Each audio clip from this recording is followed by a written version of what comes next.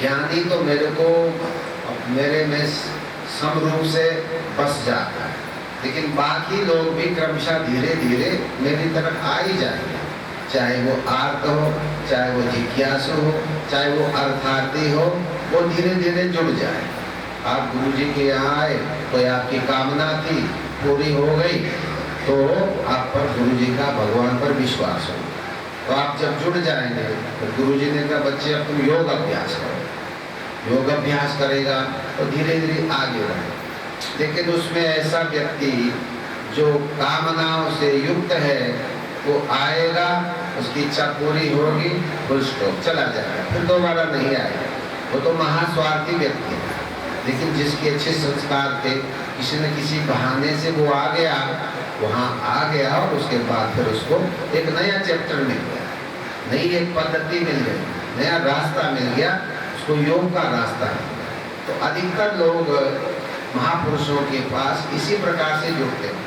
कोई बीमारी से जुड़ता है, बीमारी है कोई, धीरे धीरे बीमारी ठीक हो गई, वो फिर धीरे धीरे जुड़ गया। तो ऐसे बहाना होते परमात्मा के पास पहुंचने के लिए। तो मुझे एक बात याद आ रही है ऋषिकेश की, मैं शायद किसी को ही बताया भी था। बसंती देवी ऋषिकेश में एक सेठानी थी, मुरादाबाद की तरफ की, उसका नाम था बसंती देवी।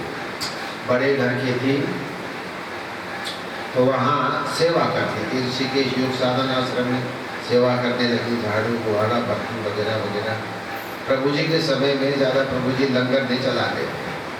आपने आओ, आपको चिकित्सा करानी है, हम सिखा देंगे। भाई हमारे पास आश्रम ज़्यादा नहीं है, काली कमरे में रुक जाओ, पंजाब सिंह क्षेत्र में चले जाओ, वहाँ भोजन करो, रहो। हमारे पास तो केवल साधन सीखने को आओ, हम सिखा देंगे, और अपने खाने पीने रहने की व्यवस्था तुम खुद करो। हम तो भैया आकाश वृत्ति के महात्मा है, प्रभु जी ने ज़्यादा जोड़ा नहीं है सब।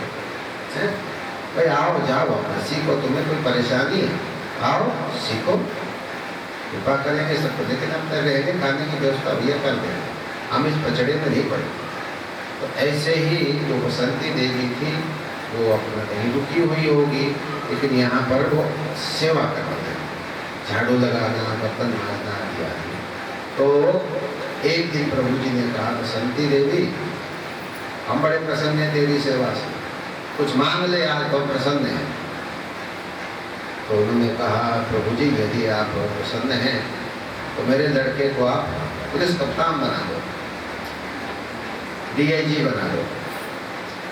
प्रभु जी ने सोचा, अरे कुछ बढ़िया मांगती है, जन्म मरण का चक्कर छूटता।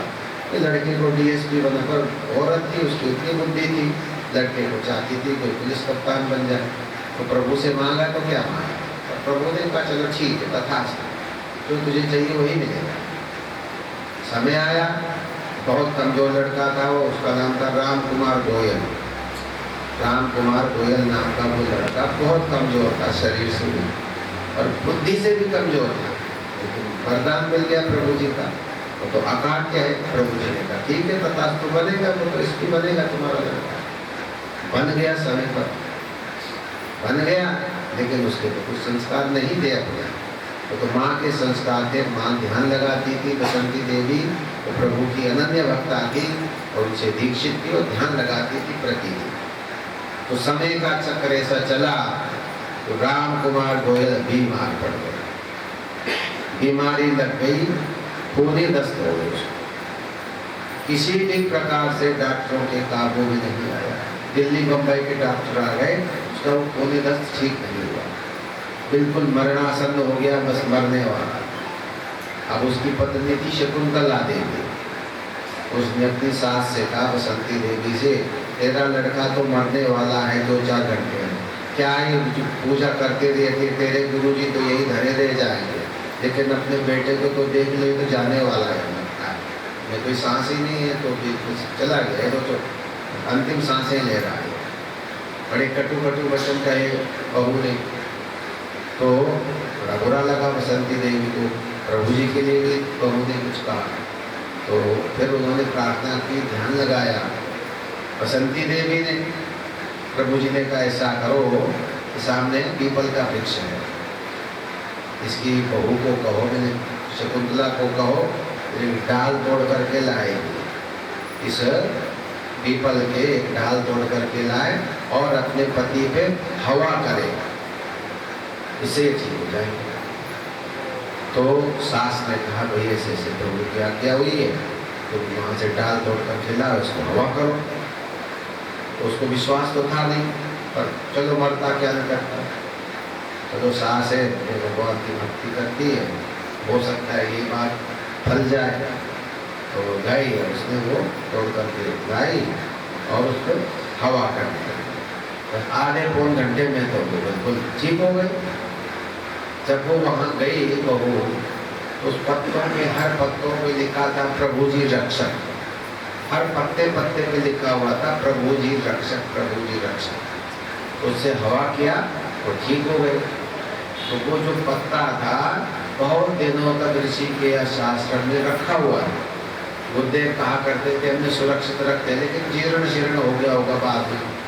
ये तो 1920, 25, 30 की बात होगी, तो कई साल हो गए, बहुत समय हो गया। पीपल का पत्ता था वो जीर्ण शीर्ण हो गया। तो कहने का मतलब है कि ऐसे ही प्रभु कृपा करते हैं। आदमी क्या मानता है, क्या सोचता है, लेकिन भगवान की कृपा हो जाती है। तो यहाँ भगवान ने कहा वासुदेवा सर्वमिति, तो वासुदेव वो सब कुछ मानता है, ऐसा व्यक्ति तो बहुत दुर्लभ है। मनुष्याणाम सहस्रेषु कश्चित् यतत सिद्धये, हजारों मनुष्य में कोई कोई व्यक्ति परमात्मा की ओर जाने की इच्छा करता है। परमात्मा की प्राप्ति के लिए 1000 में से कोई एक व्यक्ति प्रयास करता है। उसमें भी यततामपि सिद्धानाम कश्चिन् माम वेति तत्त्वतः, ऐसे जो 1000 सिद्ध कोटि के हो गए, जिनको बहुत सामर्थ्य मिल गया भक्ति और योग के द्वारा, उसमें कहते हैं कोई कोई व्यक्ति मुझे तत्व से जानता है, मेरा क्या प्रभाव है, मैं कितना बड़ा हूँ, मेरी क्या दिव्यता है, मेरी क्या विभूतियाँ हैं, मेरा योगेश्वरी कितना है। इस बात को जानने वाले उस 1000 सिद्धों में भी यततामपि सिद्धानाम, सिद्ध शब्द लिखा है, यततामपि सिद्धानाम कश्चित् माम वेति तत्त्वतः। उन प्रयास करने वाले 1000 सिद्धों में कोई एक मुझे तत्व से जानता है, वास्तविक रूप से जानता है, साक्षात्कार पूर्वक जानता है, अप्रोक्ष अनुभूति उसको होती है। नहीं तो मानने वाले तो सारे ही दुनिया भगवान है, चलो हम भी मानते हैं, आप भी कर ली, ओम जय जगदीश, अरे तुम माता तुम पिता, है ना, कष्ट हरो तन का और सुख संपत्ति घर आवे, कष्ट मिटे तन का। अपने अपने रोना रोते हैं हम लोग, क्या करते हैं भगवान के लिए, क्या करते हैं, निस्वार्थ की तो गाना गाते हो। जो ध्यान करता है उसका कोई रोना नहीं, उसका कोई गोना नहीं। वो तो कह रहा भगवान मैं तो तुम ही बनना चाहता हूँ। तो मैंने कहा था कि गुरु जी कहते हैं कोई शिव का ध्यान कर रहा है, शिव कहेगा भाई क्या चाहिए, वो कहता है मैं तो तुम बनना चाहता हूँ, जैसे तुम हो मैं बनना चाहता हूँ।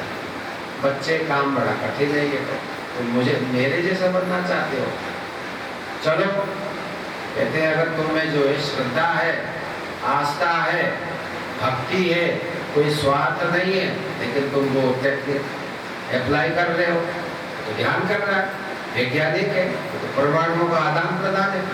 ध्यान में क्या होता है, यही तो होता है। हमारे श्वास, हमारे प्रश्वास जो है वो भगवान के चरणों में जाएंगे। भगवान चेतन है, जिनमें है वो सब जगह है। भगवान की मूर्ति में भगवान की शक्ति निहित है। जो भी मूर्ति आप देखते हैं, अगर उस भाव से देखेंगे तो हर मूर्ति के अंदर वो चेतना प्रवाहित है, भगवान की मूर्ति है। तो भगवान जब हम ध्यान करते हैं, यहाँ मूर्ति की बात नहीं है, यहाँ थोड़ा और सूक्ष्म में जाना पड़ेगा। गुरुदेव कहते हैं जो भगवान है उसको आप अंदर में उसको देखते हो।